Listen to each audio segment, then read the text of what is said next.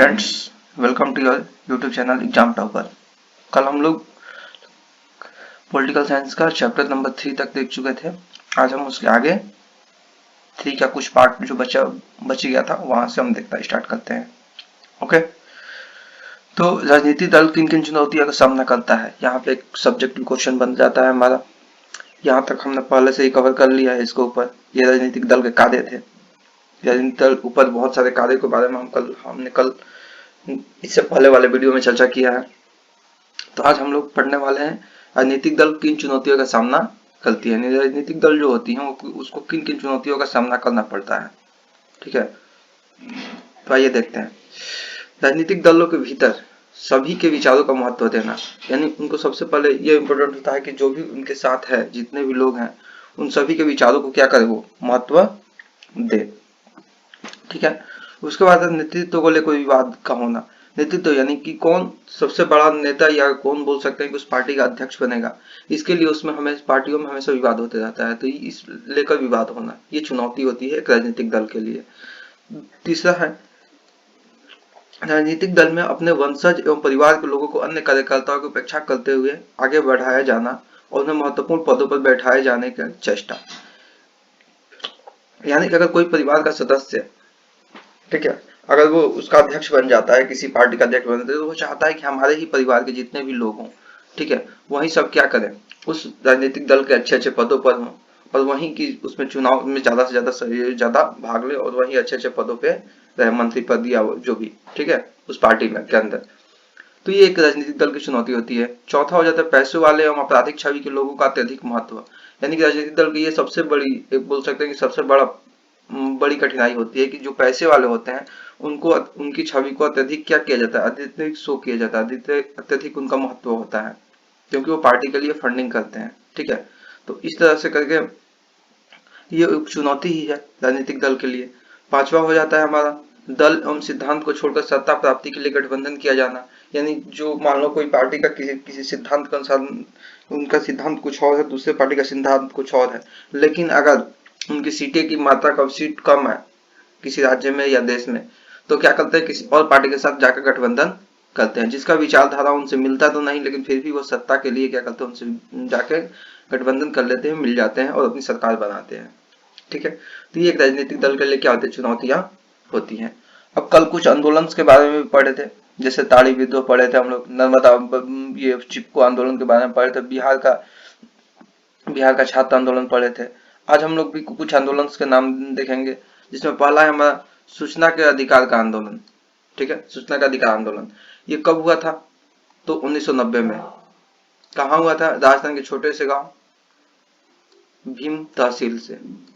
ठीक है, और ये कहाँ से हुआ था, इस आंदोलन की शुरुआत हुई थी राजस्थान का एक छोटा सा गांव था भीम तहसील, वहां से इस आंदोलन की शुरुआत हुई थी। तो सूचना का अधिकार आंदोलन का शुरुआत ऑब्जेक्टिव के लिए याद रखना है कि 1990 में हुआ था। कहाँ से हुआ था, तो राजस्थान से शुरू हुआ था। ठीक है, और ये किस लिए होता है, तो ग्रामीण बिल भुगतान की सूचना मांग रहे थे। ठीक है, सरकार ने इसकी सुनवाई की और कानून में परिवर्तन किया। यह आंदोलन देशव्यापी हो गया और 2005 में संसद द्वारा सूचना का अधिकार अधिनियम बनाया गया। तो ये एक ऑब्जेक्टिव क्वेश्चन हमारे लिए बन जाता है कि संसद द्वारा सूचना का अधिकार अधिनियम कब बनाया गया था। ठीक है, तो याद रखना हमको, संसद द्वारा सूचना का अधिकार अधिनियम कब बनाया गया था, 2005 में। ठीक है, और इसका मेन श्रेय किसको जाता है, तो राजस्थान को, भीम तहसील के गांव के लोगों को। ठीक है, जिन्होंने क्या किया था, आंदोलन करने किए थे सूचना के लिए, अपनी जानकारी के लिए, और उसके तहत सरकार ने सुनवाई की और एक संसद में, संविधान में संशोधन करके 2005 में एक नया नियम पारित किया गया, जिसे सूचना के अधिकार अधिनियम के नाम से जाना जाने लगा। ठीक है, तो ऑब्जेक्टिव के लिए क्वेश्चन बन जाता है सूचना का अधिकार आंदोलन कब शुरू हुआ, 1990 में। कहाँ पे शुरू हुआ, राजस्थान में, राजस्थान के छोटे से गांव भीम तहसील में। ठीक है, और किस लिए शुरू हुआ था, तो ग्रामीण व्यक्ति भुगतान की सूचना मांग के लिए ये। ठीक है, और इसके बाद इन संसद द्वारा सूचना का अधिकार अधिनियम कब बनाया गया था, 2005 में। तो ये हमारे हो जाते हैं ऑब्जेक्टिव क्वेश्चंस। ठीक है, अलग अलग पॉइंट वाइज हमको लिख लेना है। उसके बाद है नर्मदा बचाओ आंदोलन। नर्मदा आंदोलन का मुख्य उद्देश्य था कि बांध बनने से गांव डूब जाने के खतरा से बचाना और उनके पुनर्वास की व्यवस्था करना। यानी नर्मदा नदी पर जब बांध बनने लगा तो वहां के लोगों को डर हो गया कि क्या बांध बनने से हमारे गांव डूब जाएंगे, आसपास के गांव डूब जाएंगे, जिसके कारण उन्होंने आंदोलन शुरू किया डूब जाने खतरे से। और पुनर्वास यानी एक अपने जगह को बदल देना, अपने जो स्थान को बदल कर दूसरी जगह पे स्थान लेना, उसकी व्यवस्था के लिए इन्होंने जो नर्मदा के नदी के आसपास जो लोग रहते थे वो नर्मदा बचाओ आंदोलन के तहत शुरू किया गया था। उसके बाद आता है किसान आंदोलन। महाराष्ट्र के शेतकारी आंदोलन एवं किसान यूनियन ने अपनी मांग के लिए आंदोलन किया था। यानी किसान आंदोलन किसने किया था, तो याद रखना है महाराष्ट्र के शेतकारी आंदोलन एवं किसान यूनियन ने अपनी मांग के लिए आंदोलन किया था। किसान आंदोलन कहाँ हुआ था, महाराष्ट्र में। और नर्मदा बचाओ आंदोलन किस लिए हुआ था, तो नर्मदा नदी पर बांध बन रहा था तब हुआ था। वैसे डर यही था कि गांव होगा वो क्या हो जाएगा, बांध बनने से डूब जाएगा। इन दोनों का स्क्रीनशॉट ले लेना, पहले स्क्रीनशॉट लेकर नोट डाउन कर लेना कॉपी में। इसका भी सूचना का अधिकार आंदोलन और ऑब्जेक्टिव क्वेश्चन जितने भी बताए जा रहे हैं उनको नोट कर लेना है, एग्जाम से पहले एक बार रिवीजन करके जाना है।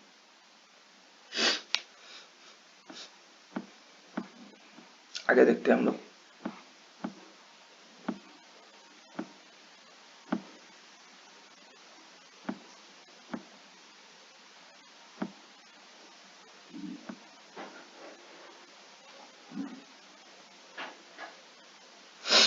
उसके बाद है राजनीतिक दल कैसे प्रभावकारी हो सकते हैं। जो राजनीतिक दल होते हैं उनका प्रभाव ज्यादा से ज्यादा कैसे हो सकता है, तो सबसे पहला दल बदल पर अंकुश लगाया जाना तथा इसके लिए बने कानून की सख्ती से लागू किया जाना।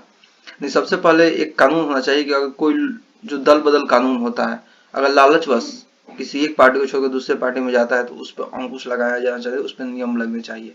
कोई भी पार्टी किसी पार्टी के साथ जब मन करे तब गठबंधन न कर सके, या कोई भी नेता जो है अपनी पार्टी को छोड़कर दूसरे पार्टी में जब मन तब वो आ जा न सके, तो दल बदल कानून बनना चाहिए। बना दल बदल जब कोई निर्वाचित सदस्य अपनी इच्छा से दल को छोड़कर दूसरे दल में चला जाता है, राजनीतिक दल को प्रभावकारी होते हैं। पहला दल बदल कानून यानी कोई लोग अपने दल को बदल लेते हैं।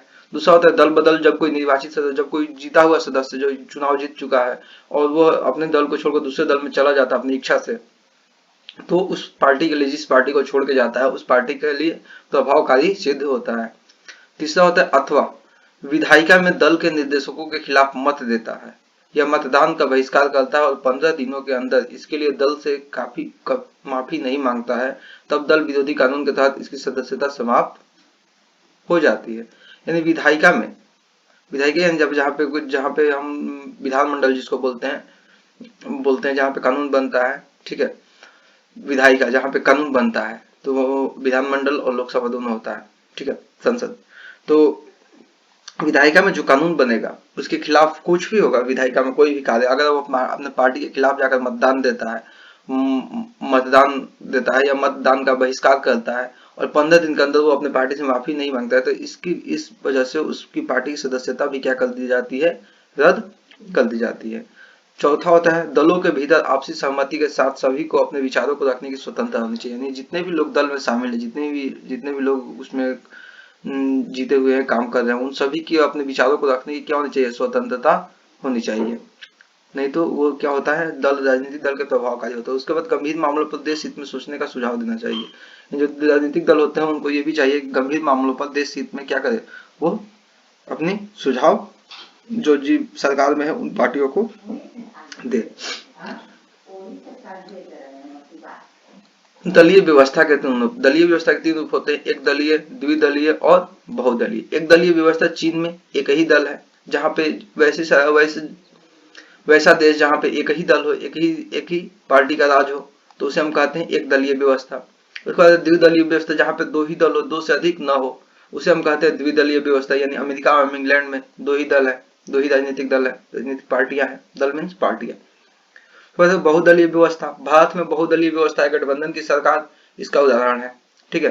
यानी जो गठबंधन अभी के टाइम में हर जगह भारत में चल रहा है अलग अलग पार्टियों के साथ, अलग अलग पार्टियां गठबंधन, कई पार्टियां मिलकर एक साथ गठबंधन करके अलग अलग सरकार बना रही है, तो होता है बहुदलीय व्यवस्था। यानी भारत में क्या है, बहुदलीय व्यवस्था है, गठबंधन की सरकार बनती है, उसी हम क्या बोलते हैं, बहुदलीय व्यवस्था। यानी किसी एक दल का उसमें सरकार ना हो, सभी बहुत सारे दल मिलकर क्या करें, अपनी सरकार को बनाए। तो याद रखना कि एक दलीय व्यवस्था कहाँ है, तो ऑब्जेक्टिव के लिए हो जाएगा चीन में। द्विदलीय व्यवस्था कहाँ है, तो अमेरिका और इंग्लैंड में। और बहुदलीय व्यवस्था कहाँ है, तो भारत में। ओके, इसके आगे हम देखते हैं। यहाँ पे जितने भी ऑब्जेक्टिव इसमें बताए गए हैं वो सभी को नोट कर लेना है, लिख लेना है।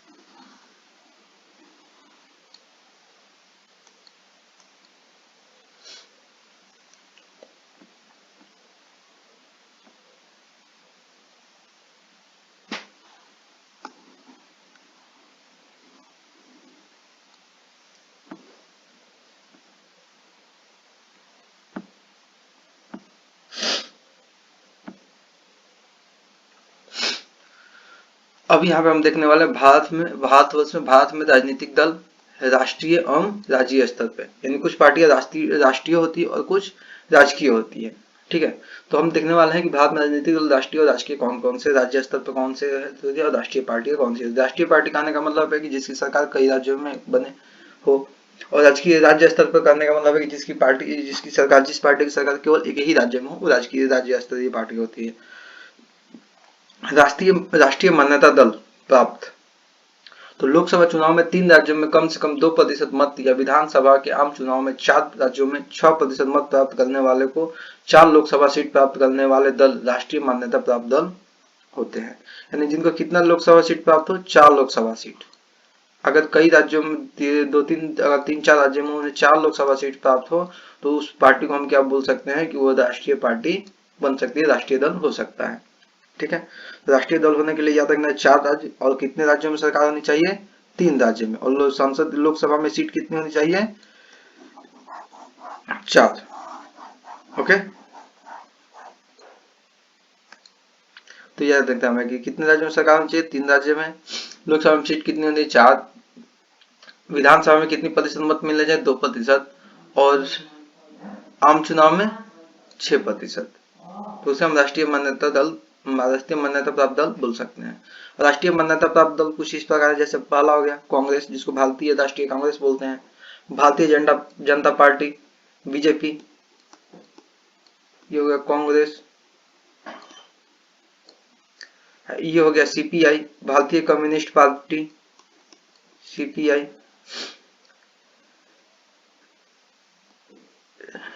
सीपीआईएम, ये हो गया सीपीआईएम, हंसी हथौड़ा। उसके बाद राष्ट्रवादी कांग्रेस पार्टी, एनसीपी। उसके बाद बसपा, बीएसपी, बहुजन समाजवादी पार्टी। भारतीय राष्ट्रीय कांग्रेस का चुनाव चिन्ह क्या है, पंजा। भारतीय जनता पार्टी का चुनाव चिन्ह क्या है, कमल। भारतीय कम्युनिस्ट पार्टी सीपीआई का चुनाव चिन्ह क्या है, हंसिया बाली। सीपीआई का हंसिया हथौड़ा तारा। और राष्ट्रवादी कांग्रेस पार्टी का क्या है, घड़ी। बसपा का क्या है, हाथी। तो हमें कई राष्ट्रीय राजनीतिक दल की पार्टियों का चुनाव चिन्ह भी हमें याद करना है, उनकी पार्टियों का नाम। ये हमारे ऑब्जेक्टिव में इंपॉर्टेंट बन जाते हैं, ऑब्जेक्टिव क्वेश्चन इनसे आते हैं हमेशा। ठीक है, तो ध्यान रखना है हमें, और सभी लोग अपने ऑब्जेक्ट को कॉपी में इन पार्टियों का नाम और इनके चुनाव चिन्ह को नोट कर लेंगे। ओके,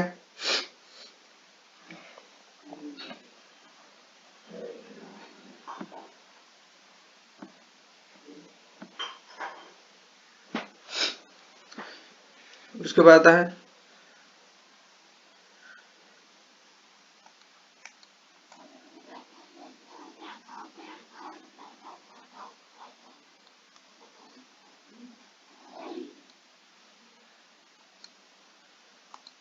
उसके बाद राज्य स्तर पर पार्टियां, लोकसभा विधानसभा चुनाव में वैध मतों का कम से कम 6% के साथ विधानसभा की कम से कम 3% सीट जीतना, उसे हम क्या कहते हैं, राज्य स्तरीय दल कहते हैं। यानी जिसके पास 3% सीट होने चाहिए, ठीक है, कितने प्रतिशत सीट होने चाहिए, 3%, कम से कम विधानसभा में 3% सीट होनी चाहिए और वैध मतों का कम से कम 6% के साथ, ठीक है, तो उसे हम राज्य स्तरीय दल बोल सकते हैं।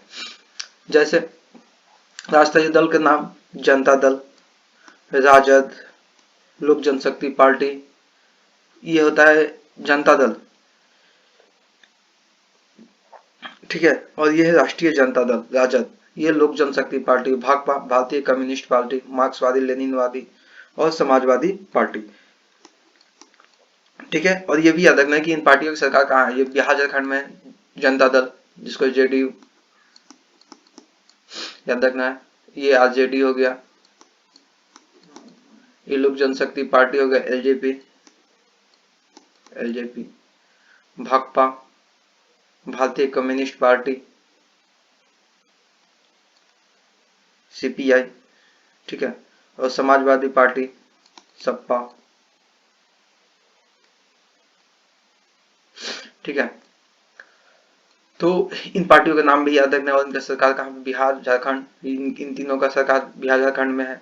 बिहार झारखंड पश्चिम बंगाल केरल भाकपा का है, भारतीय कम्युनिस्ट पार्टी का, और सपा का उत्तर प्रदेश बिहार में है। इन जेडीयू के चुनाव चिन्ह तीर, इसका लालटेन, बंगला, सीढ़ी और साइकिल, ठीक है। फिलहाल में ऐसे लोक जनशक्ति पार्टी का चुनाव चिन्ह तो चेंज हो चुका है, ठीक है, बंगला नहीं हेलीकॉप्टर हो गया है, ओके। तो उससे मतलब नहीं हमको बंगला ही मानना, हेलीकॉप्टर नहीं, ठीक ना, ओके। तो याद रखना हमें सभी पार्टियों का नाम और उनके चुनाव चिन्ह और उनकी सरकार किस किस राज्य में है, ऑब्जेक्टिव के लिए हमारे लिए क्या हो जाता है, ऑब्जेक्टिव के पॉइंट ऑफ व्यू से ये हमारे लिए इम्पोर्टेंट हो जाते हैं, ठीक है। उसके बाद हम देखते हैं आगे राजनीतिक दल चुनाव चिन्ह का निर्धारण।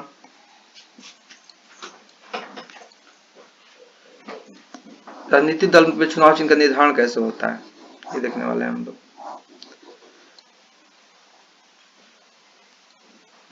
राजनीतिक दल चुनाव चिन्ह का निर्धारण निर्वाचन आयोग द्वारा किया जाता है, यानी किसके द्वारा किया जाता है, निर्वाचन आयोग द्वारा। तो याद रखना है कि ऑब्जेक्टिव के लिए कि राजनीतिक दलों के चुनाव चिन्ह का निर्धारण किसके द्वारा किया जाता है, तो याद रखना निर्वाचन आयोग द्वारा किया जाता है, ठीक है।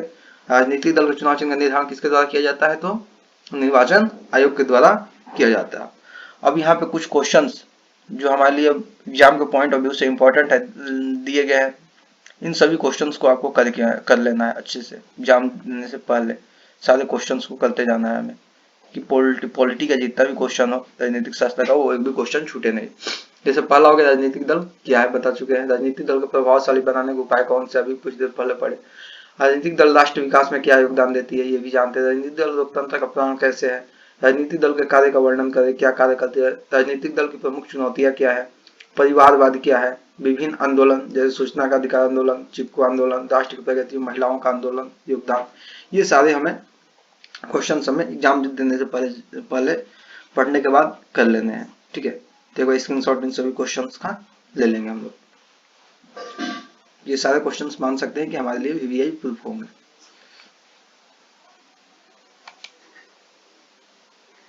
ओके।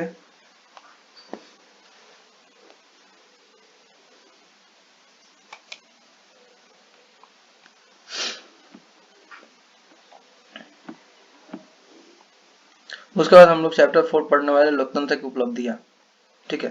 चैप्टर 4 क्या है हमारा, लोकतंत्र की उपलब्धियां, ये चैप्टर 4 है, ओके। तो देखते हैं लोकतंत्र की उपलब्धियां क्या है और लोकतंत्र की विशेषताएं क्या होती है, सारी बातों को हम यहाँ पे गौर करेंगे। लोकतंत्र की निम्नलिखित प्रमुख उपलब्धियां विशेषताएं हैं। पहला है उत्तरदायी वैध शासन व्यवस्था, ठीक है। लोकतंत्र के लिए पहले उपलब्धियां विशेषता क्या है कि उत्तरदायी होता है और वैध शासन व्यवस्था होता है। जनता के चुने हुए प्रतिनिधियों का कल्याणकारी कार्यों के लिए तत्पर रहना, ये उनका उत्तरदायित्व होता है कि जनता द्वारा जो भी प्रतिनिधि चुने जाते हैं वो क्या करें, जनता प्रतिनिधि कल्याणकारी कार्यों के लिए हमेशा जनता के कोई भी कार्य हो तो उसके लिए हमेशा वो तत्पर रहें, ये उनका उत्तरदायित्व होता है। दूसरा, संविधान एवं कानून के दायरे में रहकर जनता के हित में कार्य करना है, यानी जो भी प्रतिनिधि चुन के गए हैं वो संविधान एवं कानून के दायरे में ही रहकर जनता के हित में कार्य करने चाहिए। वो उनकी क्या होती है, उत्तरदायित्व होता है और वैध शासन व्यवस्था का एक नींव भी बोल सकते हैं। उसके बाद जनता का कार्य नहीं होने की स्थिति में चुनाव में उन्हें वोट से खारिज करना। अगर जनता का कोई पार्टी का नेता है जो जनता के कार्य को सही ढंग से नहीं किया तो उसको चुनाव में उसको वोट न करके किसी और को वोट करके दूसरे को अपने प्रतिनिधि के रूप में चुना जाना ही क्या कहलाता है, एक उत्तरदायी और एक वैध शासन व्यवस्था की नींव है। दूसरा, जनता का चुनाव में बढ़ चढ़कर भाग लेना। जनता जितना से ज्यादा चुनाव में बढ़ चढ़कर भाग लेगी और अपने सही प्रतिनिधि को चुनाव करेगी तो उनसे उनको बहुत सारी मदद मिल सकती है। ठीक है। तीसरा, जनता का शिक्षित होना। जो जनता हमें वोट कर देगी, जो जनता किसी पार्टी को वोट करे तो वो शिक्षित भी होनी चाहिए। अगर शिक्षित नहीं होगी तो उनके बहकावे में आकर गलत वोट कर देगी और गलत प्रतिनिधि को अपने लिए चुन सकती है। उसके बाद सामाजिक समानता। जनता के आपस में क्या होनी चाहिए, सामाजिक समानता भी होनी चाहिए। संविधान के तहत नागरिकों को सामाजिक समानता का अधिकार दिया गया है, जिसमें राज्य द्वारा धर्म, जाति, लिंग, वंश, जन्म स्थल के अधिकार पर नागरिकों में किसी भी प्रकार का भेदभाव नहीं किया जाना चाहिए। सामाजिक समानता का मतलब क्या है कि समाज में जितने भी लोग हैं उन सभी के बीच में क्या होना चाहिए, किसी भी प्रकार का भेदभाव नहीं होना चाहिए। सभी में एक समान राज्य, धर्म, जाति, लिंग, वंश या जन्म स्थल के आधार पर किसी प्रकार का उनके बीच में भेदभाव नहीं हो जाना चाहिए, उसे ही सामाजिक समानता बोलते हैं। तो याद रखना है कि सामाजिक समानता किसे कहते हैं, तो धर्म, जाति, लिंग, वंश, जन्म स्थल के आधार पर नागरिकों को किसी भी प्रकार का भेदभाव नहीं किया जा सकता है, उसे हम क्या कहते हैं, सामाजिक समानता कहते हैं। ठीक है। तो ये हमें याद भी रखना ये क्वेश्चन कि लोकतंत्र की निम्नलिखित उपलब्धियां क्या क्या होती है। ओके, सब्जेक्टिव क्वेश्चन के लिए स्क्रीनशॉट ले लीजिएगा।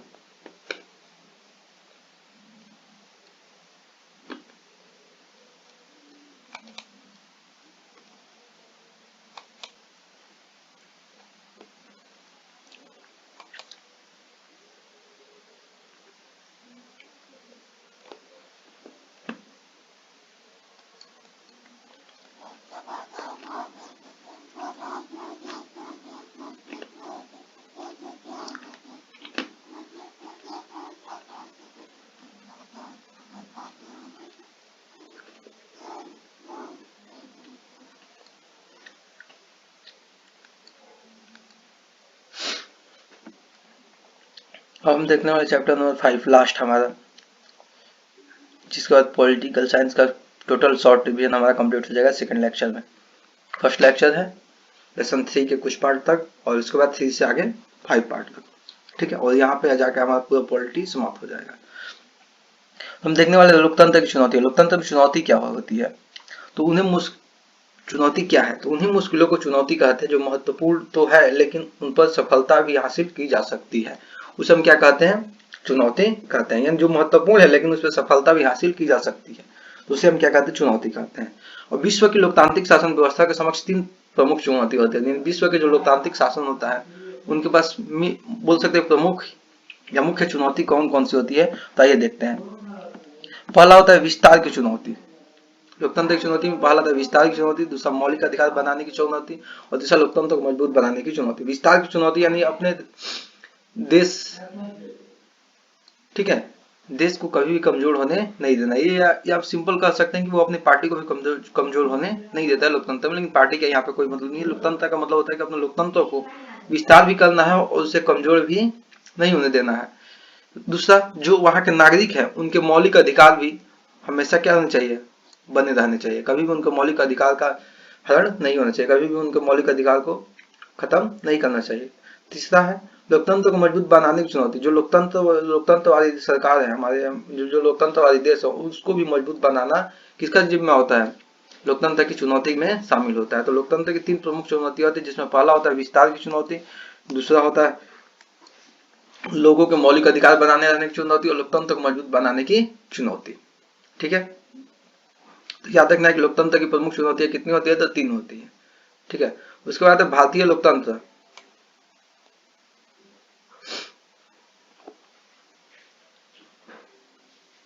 भारतीय लोकतंत्र की दो प्रमुख चुनौती होती है, पहला विस्तार की चुनौती और कार्य पद्धति लोकतंत्र को मजबूत बनाने की चुनौती। ठीक है, तो याद रखिए लोकतंत्र की 3 प्रमुख चुनौती होती है, लेकिन अगर पूछते कि भारतीय लोकतंत्र कितनी कितने चुनौतियां होती है तो 2। ओके, तो माइंड में हमेशा रखना है कि अगर लोकतंत्र की चुनौती पूछे तो 3 और भारतीय लोकतंत्र की चुनौती पूछेगी तो 2, जिसमें पहला होता है विस्तार की चुनौती और दूसरा होता है लोकतंत्र को मजबूत बनाने की चुनौती। अब भारतीय लोकतंत्र की अन्य प्रमुख चुनौतियां कौन कौन सी है, तो भारतीय लोकतंत्र की अनेक दूसरी जो प्रमुख चुनौतियां है उसमें पहला आता है, इसमें दिया है आतंकवाद।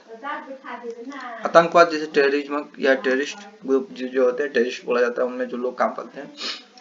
तो आतंकवाद का काम क्या होता है, धमकी देना, किसी व्यापारी को, किसी पॉलिटिशियंस को, किसी भी आम इंसान को हिंसा करना, हत्या करना, अपहरण करना और सार्वजनिक संपत्ति को नष्ट करके शासन पर अपनी मांगों को मनवाने के लिए दबाव बनाना ही क्या कहलाता है, आतंकवाद कहलाता है। यानी कि धमकी से, हिंसा से, हत्या से, अपहरण से और सार्वजनिक संपत्ति को नष्ट करके शासन पर अपनी मांगों को मंगवाने के लिए दबाव बनाना ही क्या कहलाता है, आतंकवाद कहलाता है। तो आतंकवाद क्या कहलाता है, तो धमकी देकर या हिंसा या किसी को मारकर, हत्या करके, अपहरण करके, सार्वजनिक संपत्ति को नष्ट करके, जो गवर्नमेंट संपत्ति है उसको अपनी शासन से अपनी बात को मनवाना ही क्या कहलाता है, आतंकवाद कहलाता है। ठीक है, तो आतंकवाद किसे कहते हैं, तो याद रखना है सरकार के विकास से ध्यान हटकर। ठीक है, और उसके आगे देखते हैं, सरकार का विकास से ध्यान हटाकर आतंकवादी गतिविधियों पर अधिक समय तक रहना। उदाहरण, भारतीय संसद पर आतंकवादी हमला, मुंबई के ताज होटल पर आतंकी हमला, जम्मू कश्मीर में आतंकी घटना। ठीक है, ये क्या होता है, लोकतंत्र की प्रमुख चुनौती है। जैसे अब जब ये सारी घटनाएं हुई थी, भारतीय संसद पर आतंकवादी हमला, मुंबई के ताज होटल पर आतंकी हमला, जम्मू कश्मीर में आतंकी घटनाएं जब भी होती है तो सरकार का ध्यान चारों तरफ की जो देश में आर्थिक गतिविधि, जो भी दूसरी गतिविधियां होती है उनसे हटकर इन आतंकी गतिविधियों पर ध्यान चला जाता है। तो यह भी क्या होता है कि एक लोकतंत्र के लिए प्रमुख चुनौती मानी जाती है। तो आतंकवाद के बारे में याद भी रखना है, आतंकवाद के बारे में ऐसे भी लिखने को आता है। तो आतंकवाद ज्यादा से ज्यादा हमको क्या करना है, याद भी रखना है, रिमेम्बर रखना है। ठीक है, इसके बाद नेक्स्ट देखते हैं आगे।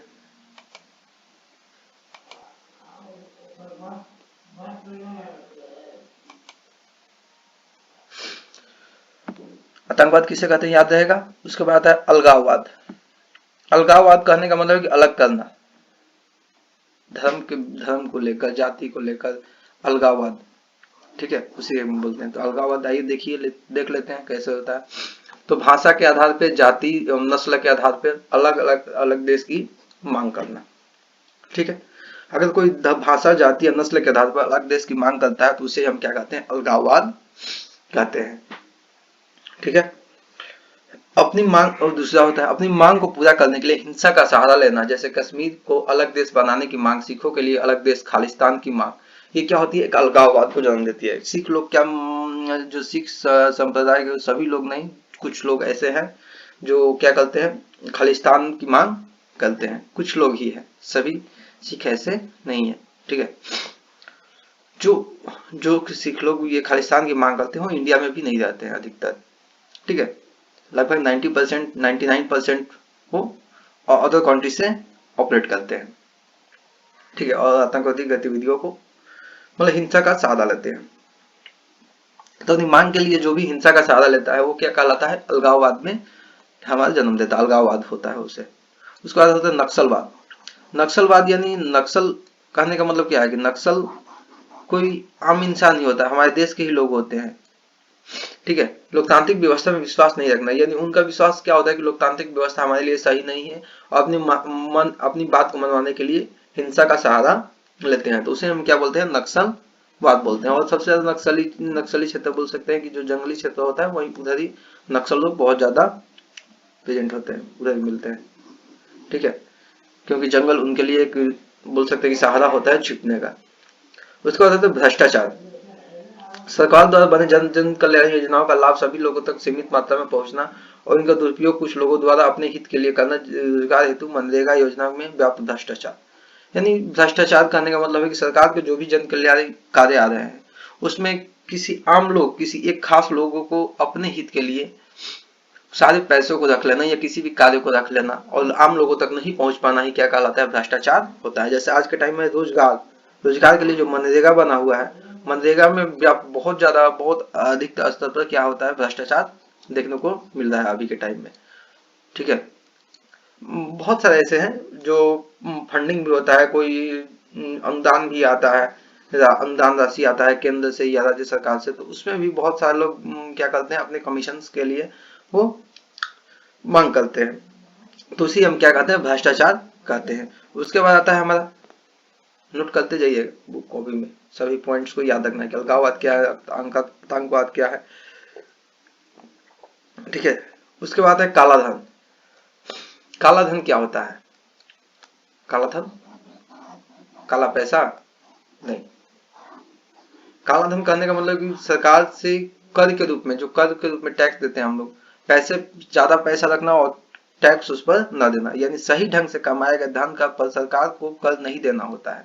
यानी अगर कोई धन सही ढंग से हम कमा रहे हैं अपनी इनकम से, तो उस पर हमको कोई किसी भी प्रकार का टैक्स देना नहीं होता है। लेकिन और गैर कानूनी तरीके से कमाए गए धन, रिश्वत हो गया, जैसे रिश्वत हो गया, काला बाजारी हो गया, तस्करी हो गया इत्यादि, इसके कारण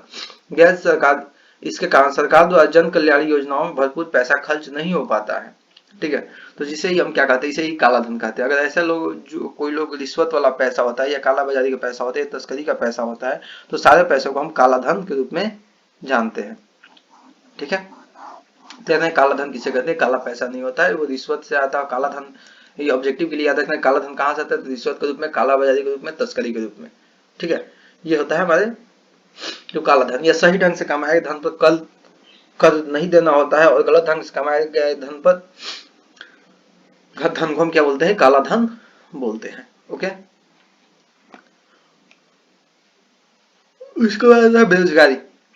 बेरोजगारी नौजवानों का शोषण अपने राजनीतिक हित के लिए किए जाना है।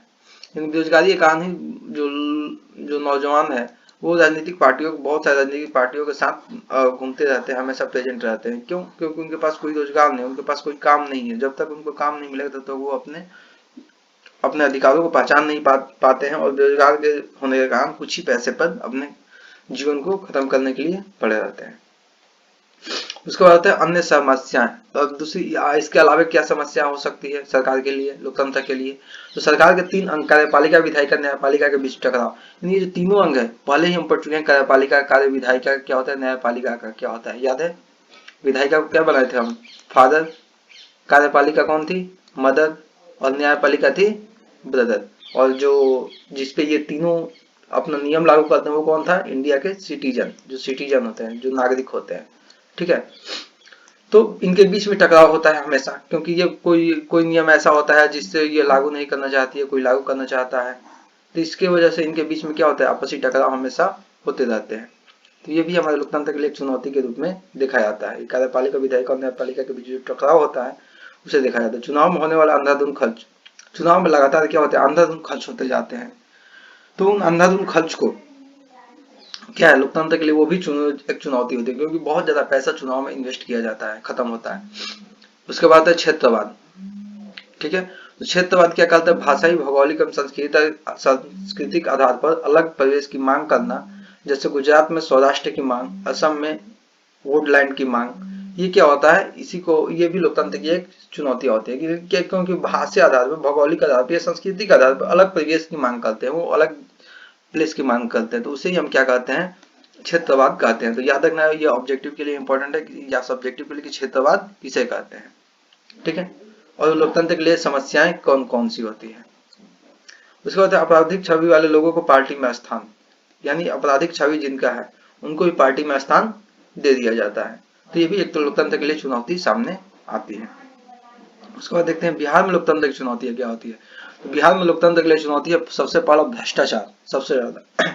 बिहार द्वारा बने जन कल्याण योजनाओं का लाभ सभी लोगों तक सीमित मात्रा में पहुंचना और उनका दुरुपयोग कुछ लोगों के द्वारा अपने हित में करना, जैसे वृद्धा पेंशन हो गया, पेंशन में धांधली, मनरेगा में धांधली, ये सारे जो होते हैं ये बिहार के लोकतंत्र के लिए चुनौती है। ठीक है, बिहार में सबसे बड़ा जो चुनौती है वो हमें भ्रष्टाचार है, क्योंकि यहाँ के लोगों को कोई भी सरकारी सुविधाएं आसानी से नहीं मिल पाती हैं। याद रखना है हमें बिहार के लोकतंत्र की कौन सी चुनौतियां सामने है। इसके बाद है जातिवाद और परिवारवाद। पहला होता है जातिवाद। जातिवाद क्या है? तो जाति के आधार पर मतदान एवं जातिगत आधार पर संघ एवं संगठन बनाना, जाति के आधार पर मतदान देना, मतदान करना और संगठन या सरकार बनाना जाति के आधार पर, वो एक जातिगत लोकतंत्र के लिए चुनौती ही होती है। क्योंकि कोई जाति एक ही जाति, जब कोई जाति की सरकार हो, जो कोई कभी कोई एक जाति की पार्टी अगर किसी सरकार में आ जाए तो वो क्या करेगी, अपनी जाति को सिर्फ प्रमोट आगे बढ़ाएगी, बाकी सारी जातियां पीछे रह जाएंगी। तो ये जातिवाद भी एक लोकतंत्र की चुनौती माना जाता है। जातिगत आधार पर संघ एवं संगठन बनाना ये भी एक लोकतंत्र के लिए चुनौती ही होती है। उसके बाद परिवारवाद, बिहार में लोकतंत्र की चुनौती के रूप में परिवारवाद प्रमुख है, ठीक है, और देश में भी लोकतंत्र की चुनौती के लिए परिवारवाद माना ही जाता है। अधिकतर परिवारवाद से ही ग्रसित जो राजनीतिक दल प्रेजेंट होते हैं। तो पहला आता है इसमें अपने ही परिवार के लोगों को आगे बढ़ाना है, यानी जिस पार्टी का अध्यक्ष है, जिस पार्टी के मुख्यमंत्री है, वो अपने ही लोगों, परिवार के लोगों को क्या करेंगे, ज्यादा से ज्यादा पार्टी में शामिल करेंगे। तो ये भी होता है एक परिवारवाद के रूप में माना जाता है। दलों में शीर्ष पद हमेशा एक ही परिवार के लोगों का रहना, इससे सत्ता में आम लोगों की भागीदारी सीमित हो जाती है। जैसे चुनाव के टिकट बंटवारे में परिवार की प्राथमिकता, राजनीतिक पद पर नियुक्ति, अब नौकरी में भर्ती, इसमें हर जगह क्या होता है, परिवारवाद आ जाता है, यानी जिसमें उसी परिवार के लोग ही क्या करते हैं, शामिल रहते हैं, दूसरे कोई भी लोग उसमें शीर्ष स्तर पर शामिल नहीं हो पाते हैं। तो इसे एक तरह से ये लोकतंत्र में की सबसे प्रमुख, मतलब बोल सकते हैं कि इम्पोर्टेंट या प्रमुख चुनौतियां हो जाती है परिवारवाद, किसी पार्टी के लिए और परिवार के लिए भी। ओके, इसका हम देखते हैं राजनीतिक सुधार।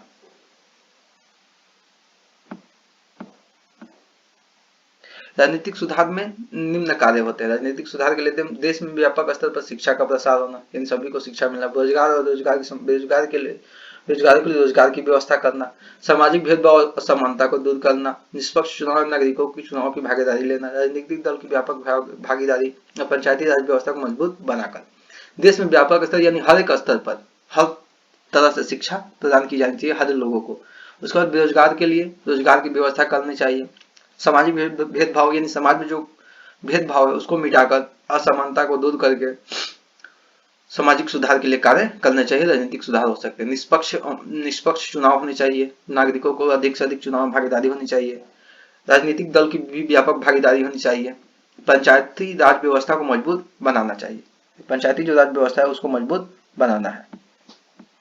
उसके बाद विधायिका में महिलाओं का कम प्रतिनिधित्व, विधायिका जहाँ पे है वहां महिलाओं का कम प्रतिनिधित्व होता है, यानी जहाँ पे कानून बनाने वाली है वहां महिलाओं का कम प्रतिनिधित्व होने के कारण उनके लिए सही कानून नहीं बन पाते हैं। तो आजकल क्या किया जा रहा है कि महिलाओं की जनसंख्या दिन प्रतिदिन बढ़ाई जा रही है विधायिका में। पहले भारत की विधायिका में महिलाओं का प्रतिनिधित्व पहले आम चुनाव से लेकर 16वीं लोकसभा एवं राज्य की विधानसभाओं में बढ़ी तो है, लेकिन स्थिति अभी तक संतोषप्रद नहीं है। यानी अभी के टाइम में लोकसभा में सीटें तो बढ़ी है, 16वीं लोकसभा राज्य की विधानसभा में महिलाओं का प्रतिनिधित्व तो बढ़ा है, लेकिन अभी भी उतनी ज्यादा संतोषप्रद नहीं है। जैसे 1992 में लोकसभा में महिलाओं का प्रतिनिधित्व 3% और 15वीं लोकसभा में 10% है, जबकि 16वीं लोकसभा का प्रतिनिधित्व 10.23% रहा। यह महिलाओं की जनसंख्या के अनुपात में काफी कम होता है, जिसके कारण बोला जाता है कि विधायिकाओं में क्या है, महिलाओं की जनसंख्या कम है।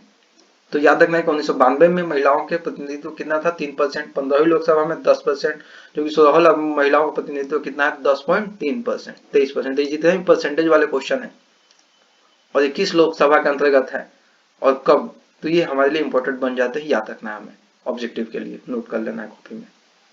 1992 में लोकसभा महिलाओं का प्रतिनिधित्व कितना था, 3%, 15वीं लोकसभा में महिलाओं का प्रतिनिधित्व कितना रहा था, 10%, जबकि 16वीं लोकसभा में महिलाओं का प्रतिनिधित्व कितना रहा था, 10.23%। ठीक है, उसके बाद देखते हैं कुछ क्वेश्चंस। क्या आतंकवाद लोकतंत्र की चुनौती है, स्पष्ट करें तो हाँ है, लोकतंत्र की चुनौती, इसके बारे में हमको लिख देना है, सब्जेक्टिव क्वेश्चन है VVI। आतंकवाद एवं अलगाववाद लोकतंत्र की चुनौती है, स्पष्ट करें, ये भी समझ लेना है कि आतंकवाद एवं अलगाववाद है जो लोकतंत्र की चुनौती किस प्रकार है। उसके बाद परिवारवाद एवं जातिवाद ने बिहार को किस तरह लोकतंत्र को प्रभावित किया। ठीक है, तो पहले ही पढ़ चुके हैं किसी स्थान पर एक ही पार्टी को लोग रहते हैं उसे परिवारवाद कहते हैं, जातिवाद में जाति के आधार पर वोट किया जाता है तो जातिवाद होता है। ठीक है, तो इन सभी क्वेश्चंस को, जितने भी क्वेश्चंस अभी तक पिछले वीडियो में या इस वीडियो में जितने भी क्वेश्चंस बताए गए हैं ऑब्जेक्टिव से लेकर सब्जेक्टिव तक, वो सभी क्वेश्चंस को हमको क्या करना है, कॉपी में कर लेना है। ठीक है, वीडियो देखने के बाद कॉपी में सारे क्वेश्चंस को कंप्लीटली कर देना है। और यहाँ पे हमारा पॉलिटिकल साइंस का 10th क्लास का शॉर्ट रिविजन खत्म होता है 5 लेसन तक। अब आगे मिलेंगे नेक्स्ट वीडियो। किसी और सब्जेक्ट के साथ। Okay, thank you.